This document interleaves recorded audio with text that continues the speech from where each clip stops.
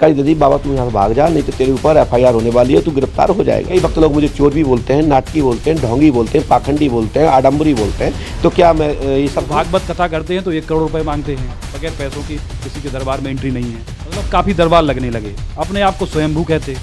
बागेश्वर सरकार क्या बता रहे हैं, क्या नहीं बता रहे हैं, कितना बता पाएंगे, कितना नहीं बता दिया, उनके ओंठ छू लिए, उनके नाक छू लिए, उनके जादूगर भी वो चीज़ दिखाते हैं जो हम नहीं दिखा पाते। धीरेन्द्र शास्त्री जी से काफ़ी मनमुटाव रहा पूर्व में, तो आपने भी कई कटाक्ष किए उनके ऊपर। मैं आपके बारे में ऐसा बताऊंगा कि आपको भी लगेगा कि कुछ पता है। तो आप भी ऐसा दावा करते हैं कि जो आप हैं गुरु शर्मा जी हैं वो कुछ नहीं, पंडोकर धाम की कृपा। त्रिकालदर्शी के नाम से प्रख्यात पंडोकर धाम के गुरु शर्मा जी हमारे साथ हैं। महाराज जी आपका बहुत बहुत स्वागत है। अभी एक बहस छिड़ी है पूरे देश में बागेश्वर धाम को लेकर, जो नागपुर में वो कहा गया, उस पर आपकी पहली प्रतिक्रिया क्या है? देखिए, सबसे पहले तो मैं इतना ही कह सकता हूं कि जो नागपुर में जो भी दरबार हुआ था श्री धीरेन्द्र कृष्ण शास्त्री जी का, बागेश्वर धाम पीठाधीश्वर, उनका एक वहाँ संस्था है, वहाँ एक कानून है। उस कानून के तहत वहाँ अंधविश्वास का बढ़ावा ना दिया जाए, जादू टोना का बढ़ावा ना दिया जाए, लोग लुटने से बचें, ऐसा उनका संगठन और संगठन के द्वारा इस तरह का कानून पास कराने में सफल हुए हैं। तो धीरेन्द्र कुमार शास्त्री जी का दरबार वहाँ चल रहा था। वहाँ श्रीमद् भागवत और उनका हनुमान कथा आदि राम कथा के माध्यम से वो प्रवचन कर रहे थे। उसी में 2 दिवसीय वो दरबार लगा रहे थे। तो उनका कहना है कि वो दरबार, मैंने उनको चैलेंज दिया और 30 लाख की चुनौती रखी और वो वहाँ से भाग गए। तो इस विषय पर एक ही मुझे समझ में आया और मैं समझ पाया हूँ कि उनको मिसप्रिंट हुए हैं और उसको मिसगाइड ये हुआ कि हमारी चुनौती के बाद ही भागे हैं। सच्चाई है कि उनके गुरुजी का कार्यक्रम था, जैसा सोशल मीडिया पर सुनने को मिल रहा है, और वो उसमें पूर्व ही वो अपने SMS के माध्यम से अपने शिष्य को बता चुके थे कि 2 दिन का कार्यक्रम नहीं होगा। ने ट्वीट किया, ऐसा किया था, जैसा उनके सुनने को मिल रहा है सोशल मीडिया पर। तो उनका कहना है कि हमारी बात सुन के ये भागे। तो ये क्लियर हो गया कि भागे नहीं है, वो अपने पूर्व से ही 2 दिन का समय कम कर दिया था और वो निर्धारित कार्यक्रमों में पहुंचे। अब इसमें क्या हुआ कि उनको एक शंका हो गई कि मेरे कहने के, मेरे आह्वान करने पर, मेरी प्रेस मीडिया वार्ता करने पर, पत्रकार वार्ता करने पर उनको ये सूचना मिल गई है और विशेष खुफिया एजेंसी जो होती है शासन की, उन्होंने उनको जानकारी दे दी, बाबा तू यहाँ से भाग जा, नहीं तो तेरे ऊपर एफआईआर होने वाली है, तू गिरफ्तार हो जाएगा। तो उनको इस तरह का डाउट है और उन्होंने चैलेंज कर दिया, यदि मेरे एक कमरे में कुछ सामान रखूंगा वो बता दें। तो देखिए कि ये दरबार से तो बताए जा सकते हैं, कितने बताए जा सकते हैं, कितने नहीं बताए जा सकते, क्योंकि ये प्रेरणा मिलती है। क्योंकि मैं अच्छे से जानता हूं कि बागेश्वर सरकार क्या बता रहे हैं, क्या नहीं बता रहे हैं, कितना बता पाएंगे, कितना नहीं बता पाएंगे, चाहे हम हो या कोई भी, तो एक दूसरे के बारे में जानते समझते हैं।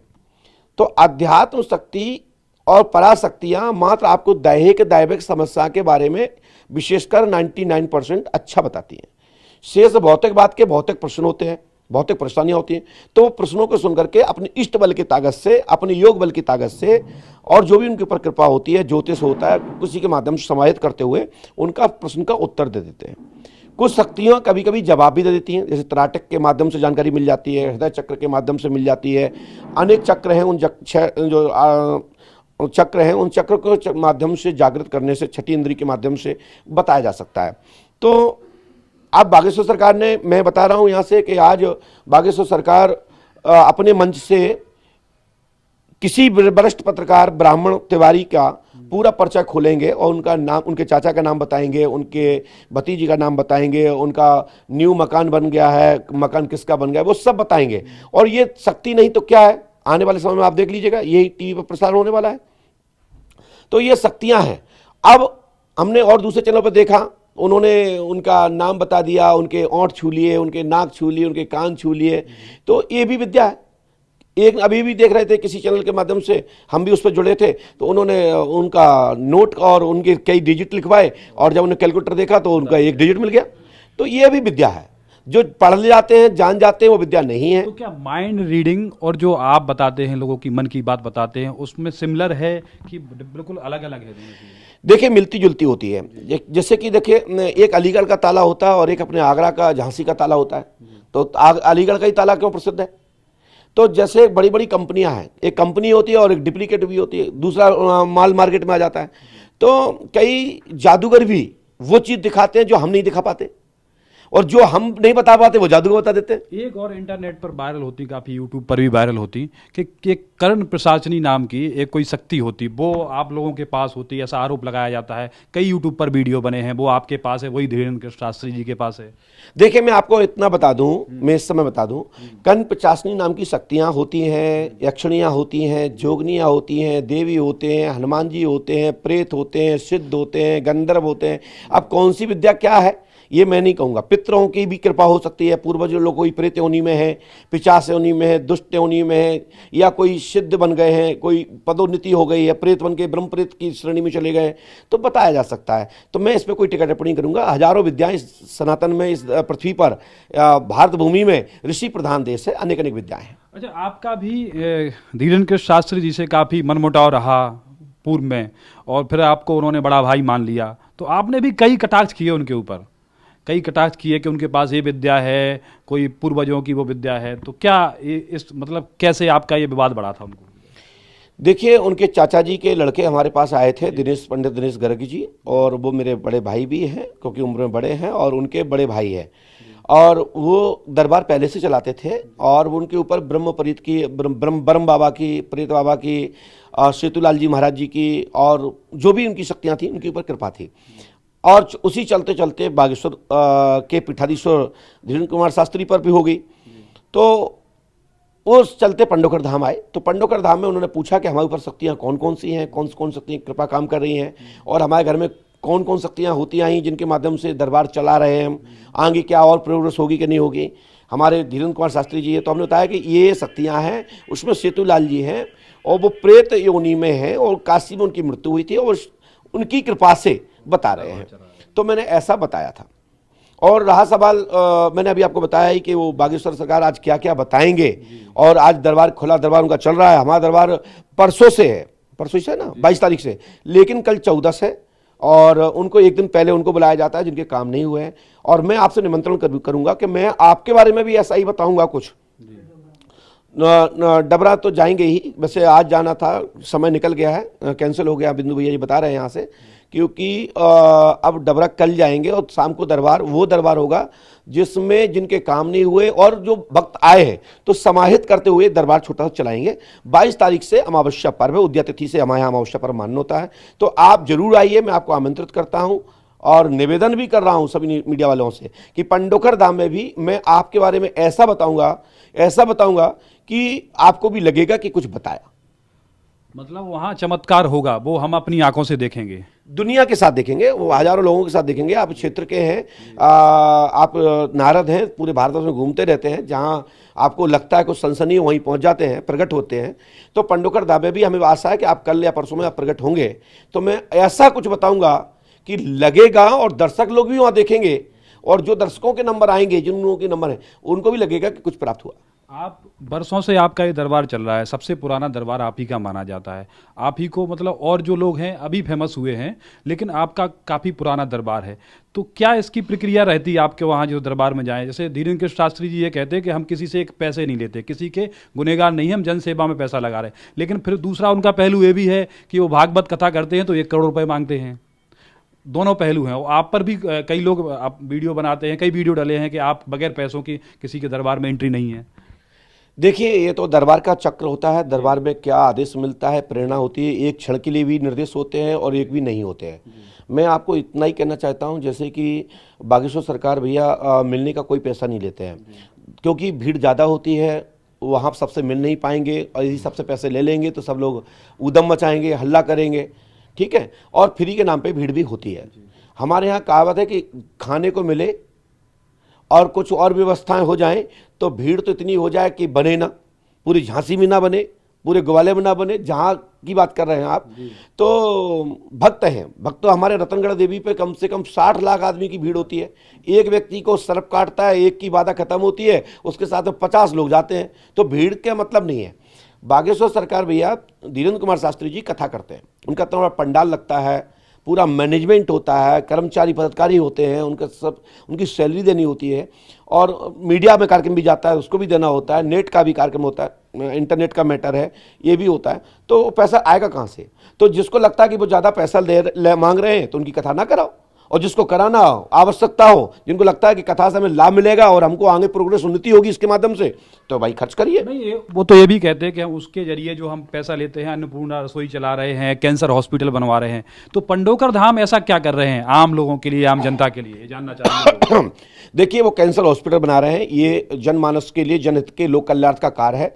ये तो बहुत व्यापक रूप से होना चाहिए। मैं उनके सभी विषय बिंदुओं पर जिस तरह से आपने गिनाए हैं उसका मैं समर्थक हूं। पंडोकर धाम में पूरा एक वो तीर्थ बन रहा है जो हमारे यहाँ अभी अंधविश्वास की जंग छिड़ी है। हम वो अंधविश्वास की जंग को प्रकाश की जंग में बदलने के लिए तीर्थ स्थापना कर रहे हैं, धर्म की स्थापना कर रहे हैं। कैंसर हॉस्पिटल तो भारतवर्ष में सैकड़ों हैं, विद्यालय तो सैकड़ों हैं, संस्कृत विद्यालय हैं, डिग्री कॉलेज हैं, बड़ी बड़ी मान्यताओं के कॉलेज हैं, लेकिन तीर्थ स्थापना में हजारों हजारों मंदिर तीर्थों में भी है। लेकिन जो खंडर हो गए हैं, जिन मंदिरों में कोई अब अच्छे पुजारी नहीं है, अच्छे पंडे नहीं है, अच्छे वहाँ का आचार्य नहीं है, तो उनको संचालन करने के लिए, पूर्व पराशक्तियों को, देव शक्तियों को जागृत रखने के लिए वह कार्य पंडोकर धाम में किया जा रहा है। पंडोकर धाम में भी प्रतिदिन सुबह और शाम अन्नपूर्णा भंडारा निःशुल्क चलता है, जिसमें सुबह में दाल भात का प्रसाद होता है, शाम के टाइम में पूरी सब्जी का प्रसाद होता है। लगभग 10,000 लोग प्रतिदिन वहाँ भोजन करते हैं, और 200, 400, 500 लोग तो प्रतिदिन करते ही हैं, और 150 लोगों का तो स्टाफ ही है। तो पंडोकर धाम में निरंतर 365 दिन भंडारा निःशुल्क पंक्ति में बैठा के कराया जाता है।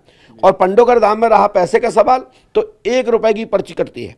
1 रुपए की पर्ची कटवाइए, टोकन लीजिए व्यवस्था के अनुसार, और उसमें एक बाध्यता है कि जिसका टोकन है उसी का नंबर आएगा। तो टोकन आप किसी भी दाम से कटवाइए, प्रश्न किसी का भी पूछिए, ठीक है ना। जैसे कि अभी देखिए, अभी हमारे अन्य में जिन चैनलों पे बैठा था, वहां जिन्होंने नाक छुई, शरीर को, बॉडी को स्पर्श किया, तो उन्हें निःशुल्क किया ना। और उनके बाद बट क्या था, उनके पास शब्द क्या था कि साहब ये ट्रिक है, ये एक मनोविज्ञान है, लेकिन हम पूरे नहीं है, बाबा की तरह नहीं है, बाबा अलग चीज है, वो गॉड की कृपा है, और ये हमारी पढ़ाई है। तो इसलिए है, कोई लेता है, कोई मांग के ले लेता है, कोई घुमा के ले लेता है, कोई थाली के माध्यम से ले लेता है, कोई चंदे के माध्यम से ले लेता है, कोई भूमि के नाम से ले लेता है, कोई गऊ के नाम से ले लेता है, कोई हॉस्पिटल के नाम से ले लेता है, तो कोई किसी के चंदा तो होता है। दान बिगर कुछ नहीं हो सकता, बिगर अर्थ के कोई व्यवस्थाएं नहीं बनती हैं, ये दिमाग में उठा ले। अब लोग पुलिस प्रशासन के पास जाना पसंद नहीं कर रहे। जब से आप लोगों का आप हाइक पकड़े हैं, लोग देख रहे हैं, करोड़ों लोग आपको, तो आपके पास भी पुलिस प्रशासन, IAS, IPS सब आप ही ये समस्या पूछने आ रहे हैं। तो इसको क्या मानते हैं आप? मैं इसके लिए यही मानता हूं भैया जी कि इस लोग थाने जाते हैं, कई लोग चोरी हो जाने पर, डकैती हो जाने पर FIR करना पसंद करते हैं, कई लोग नहीं करते हैं। उन्हें पता है कि FIR करने के बाद होना कुछ है नहीं, पता लगना कुछ है नहीं, तो काय को मैं अपनी बेइज्जती कराएं। तो कई बार कहते हैं चला गया, फिर मेहनत कर लेंगे। कुछ लोग सोचते हैं कि नहीं, हम थाने में FIR करेंगे, कहीं चोर पकड़े जाएंगे तो कहीं हो सकता है हमारा माल मिल जाए। तो पुलिस वाले भी इंसान हैं, उनको जब परेशानी आती है, अभी कोरोना आया तो बड़े बड़े डॉक्टर हमारे यहाँ बीमार होके आए। हमारे यहाँ पंडोकर धाम में उनका हवन चल रहा है, अभी भी 365 दिन लगातार कोरोना महामारी के लिए जनहित में लोक कल्याणार्थ यज्ञ चल रहा है, एक दिन भी बंद नहीं हुआ है। तो यज्ञ के माध्यम से लाखों लोगों के कोरोना महामारी ठीक हुई। आप जाके पंडोकर धाम में देखेंगे, तो जैसे आपने कहा वहाँ अन्नपूर्णा चल रहा है, वहाँ तो पंडोकर धाम में अन्नपूर्णा चल रहा है, निरंतर 12 मास यज्ञ चल रहा है, जिसमें 11 ब्राह्मण निरंतर हवन कर रहे हैं। 1,60,000 आहुतियाँ प्रति सप्ताह गिर रही हैं, और 365 दिन सुबह 6 बजे से शाम को 5:30, 6:30 बजे तक अनुष्ठान हवन चलता है। पंडोकर धाम में बड़े बड़े मंदिर बन रहे हैं, राम राजा पंडोकर सरकार राजगद्दी बन रही है, हनुमान जी पंडोकर सरकार का मंदिर का प्राण प्रतिष्ठा, बांके बिहारी की प्राण प्रतिष्ठा, श्याम मौनी की प्राण प्रतिष्ठा, पुष्पावती गंगा घाट निर्माण, गांव के रोड आश्रम की तरफ से बन रहे हैं, बड़े बड़े होटल बन रहे हैं, गांव में हजारों लाखों लोगों को रोजगार प्राप्त हो रहा है, क्षेत्र के लोगों को झांसी से लेकर के, ग्वालियर से लेकर के, दतिया से लेकर के हर जगह लोग रोजगार मिल रहा है। और भक्तों की समस्या का समाधान हो रहा है। तो क्या आप, जैसे आपके पास प्रशासन इतना तंत्र लगाता है और बहुत सी समस्याएं ऐसी हैं जिनका हल नहीं हो पाता, तंत्र लगाता, पैसे खर्च करता, लेकिन उनकी जानकारी नहीं मिल पाती, क्या प्रशासन आपसे मदद मांगेगा तो आप तैयार हैं उनकी मदद करने के लिए? देखिए, प्रशासन जब हमारे पास आता है तो जितना मेरे गुणसूत्र जो हमारी क्रियाएं हैं, आते हैं आपके पास प्रशासन के? नहीं, जिनकी हमारे यहाँ जो पंडोकर धाम का जो दरबार का जो सूत्र है, जो आप ज्ञान चाहते हैं, जो रास्ता चाहते हैं, जो सुराग चाहते हैं, वो सूत्र पंडोकर धाम से प्राप्त होता है और उस पर कुछ वो डेवलप कर लेते हैं तो सफल हो जाते हैं। तो सर्व लोग सर्व चीज नहीं जानते हैं, कुछ पुलिस के लोग सब जान जाते हैं और पकड़ लेते चोरों को। कभी कभी पुलिस के लोग हमारे पास आते हैं। हमने अभी पूर्व में बताया, मैंने अभी दिखाया, हमारे पास अभी गुड़गांव से आए थे, हरियाणा से, और उनके यहाँ चोरी हो गई थी। तो हमने उस पर बताया कि आपका मकान नंबर 151 है, ठीक है, और आपने फलानी तारीख को आपने FIR करी और फलाने व्यक्ति ने आपको फोन किया, वो उनकी पत्नी का नाम ये है। मेरी बात समझ रहे हैं आप? तो इसी विषय पर हमने उनसे, जो पुलिस वालों का ही नंबर है, चैट हुई है और हमारी अभी रोज बात होती है, उस प्रकरण पे पूरी चर्चा हो रही है, निरंतर वो लिखते भी जा रहे हैं। और हमने उन हमसे पूछा ये नमस्कार जी, तो हमने जवाब दिया और हमारी निरंतर उन पर सब बात हो रही है। हमने जगह एक एक बताई है और वही लोग, क्षेत्र के लोग पकड़ते जा रहे हैं। क्षेत्रीय गुरुग्राम से भी जानकारी प्राप्त हुई है, झज्जर प्रक्षेत्र पास में लगा हुआ है, पंजाब का बॉर्डर से है, तो पंजाब की वो गाड़ी का नंबर लगाए हुए थे। हमने पूरा जिक्र किया, पूरा सामान का जिक्र किया। अब शेष सवाल जो है कि कानून नहीं है, हम कानून काम करता है, गुरु काम करते हैं। तो हम कभी, जरूरी नहीं कि हम सब बता पाए, हर चीज बताने में समर्थ कोई भी नहीं है, लेकिन प्रयास किया जा सकता है। हम भी अपने यहाँ संभव प्रयास करते हैं। आपकी बाधा ये है, आपकी परेशानी ये है, ये दवा ले लीजिए, डॉक्टर को दिखाइए, आप ये भभूति खा लीजिए, ये यज्ञ करिए, ये अनुष्ठान करिए, शेष डॉक्टर से संबंधित, आचार्य से संबंधित, विद्यालय से संबंधित विषय से आप डिग्री प्राप्त करिए, आशीर्वाद है, सफलता मिल जाएगी। तो धीरेन्द्र कृष्ण शास्त्री जी एक दावा करते हैं कि धीरेन्द्र कृष्ण शास्त्री कुछ नहीं है, जो है बागेश्वर धाम की उन्हें प्रेरणा होती है। तो आप भी ऐसा दावा करते हैं कि जो आप हैं, गुरु शर्मा जी हैं, वो कुछ नहीं, पंडोकर धाम की कृपा है? देखिए, भगवान स्वयं श्री कृष्ण जब द्वारका वृंदावन में जन्मे, उनने भी अर्जुन को यही कहा कि परमात्मा का ध्यान रखिए, 99 में हम और आप लोग पूरा संसार है, 100% में हम और आप हैं, और 100% में ईश्वर है, और 101% में हम और आप हैं। मतलब 100% में ईश्वर है, 99 में पूरा संसार है, और 101 में हम और आप हैं, आमने सामने। तो उन्होंने कहा जैसा कर्म करोगे उसा ही फल प्राप्त होगा, कर्म करो फल प्राप्त होगा।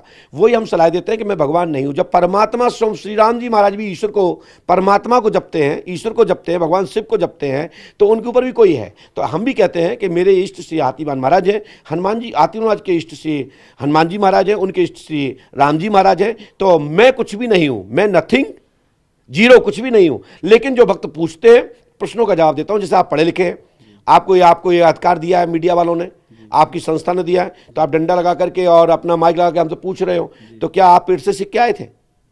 तो आपका जो ज्ञान है, जो आपके शब्दकोश है, उसके माध्यम से प्रश्न कर रहे हो। ऐसे ही आप जब प्रश्न करोगे तो जो मेरे पास ज्ञान है मैं उसका उत्तर दूंगा।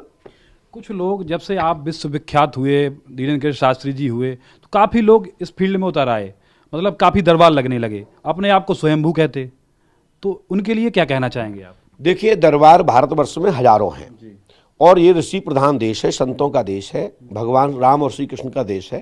इसमें माता सती सवत्री सीता मैया का ये भूमि है, भारत भूमि। तो जाकी जैसी रही भावना, उसी प्रकार से जैसा परमात्मा को जैसे देखना चाहते वही दिखाई देंगे। मैं इस पर कुछ नहीं कहूँगा। आखिरी सवाल, और आपका नाम त्रिकालदर्शी क्यों पड़ा? वाकई में आप त्रिकालदर्शी हैं? देखिए, मैं त्रिकालदर्शी नहीं हूँ। त्रिकालदर्शी शिव बाबा शंकर भोलेनाथ हैं, वो 11वें रुद्रवतार से हनुमान जी महाराज हैं। ये भक्तों के दिया हुआ नाम है। कई भक्त लोग मुझे चोर भी बोलते हैं, नाटकी बोलते हैं, ढोंगी बोलते हैं, पाखंडी बोलते हैं, आडम्बरी बोलते हैं। तो क्या मैं ये सब हूँ? तो ये सब भक्तों के दिए नाम है। मेरा नाम गुरु शरण है, ये माता पिता का दिया हुआ नाम है। तो वास्तविक बताइए, क्या मेरा नाम गुरु शरण है? क्या आपका नाम, आप क्या नाम बताया था? क्या आप पुष्पेंद्र जी हैं? नहीं है। ये हाथ है, ये अंगुली है, अंगूठा है, ये हाथ है, ये कौचा है, ये वाल है, ये नाक है, ये कान है, ये जीभ है। लेकिन पुष्पेंद्र जी कहाँ है? तो बस ये नाम है कोड का। तो ये मेरा नाम गुरुशरण है और भक्तों ने त्रिकालदर्शी बोला है, और भक्त लोग अनेक अनेक प्रकार की उपाधियां देते हैं, तो अनेक अनेक नाम मेरे हैं। जो जैसा लोग जानते हैं उसे ही लोग मानते हैं। बस जो दरबार में देखते हैं उनको चमत्कार लगता है, जो नहीं देखते उस नजरिया से उनको अंधविश्वास लगता है। इतना सा फर्क है। बहुत बहुत धन्यवाद महाराज जी, आप हमसे जुड़े, बेबाकी से जो हमारे सवाल थे उनका आपने जवाब दिया। पुष्पेंद्र यादव, टाइम समाचार, झांसी।